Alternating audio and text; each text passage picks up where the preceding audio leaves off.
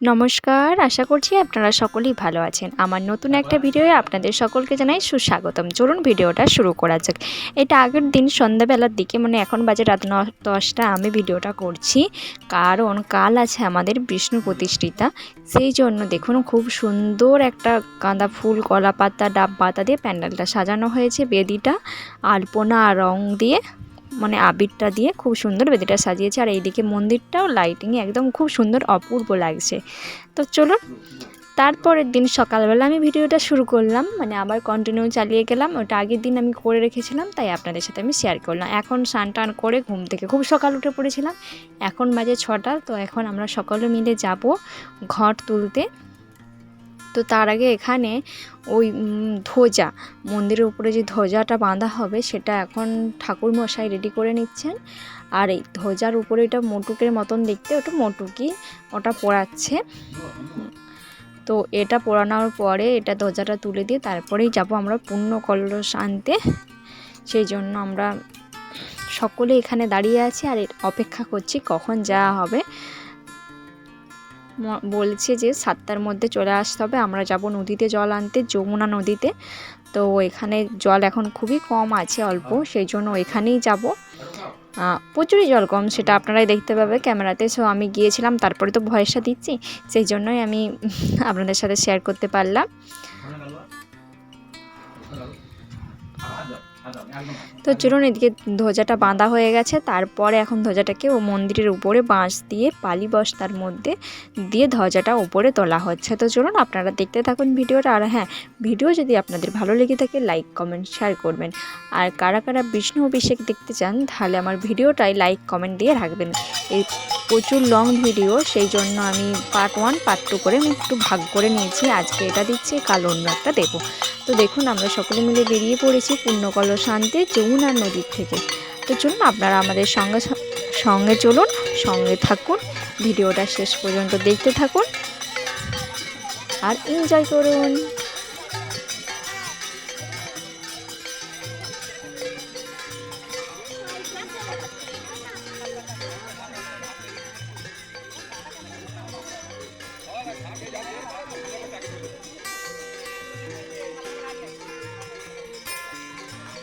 ক্যামেরার মতো দিকে ক্যামেরা বাইরে আসবে না, না ক্যামেরা বাইরে এলো হয়। বাবা বারণ করেছে সবাইকার ক্যামেরা ফটো।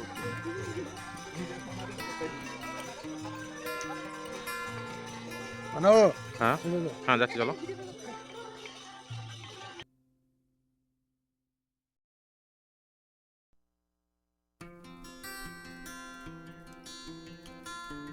খুব সকাল সকাল ছিল, সেই জন্য অনেকেই আসতে পারে না, সেই জন্য অনেকে আসছে দেখুন এখনো।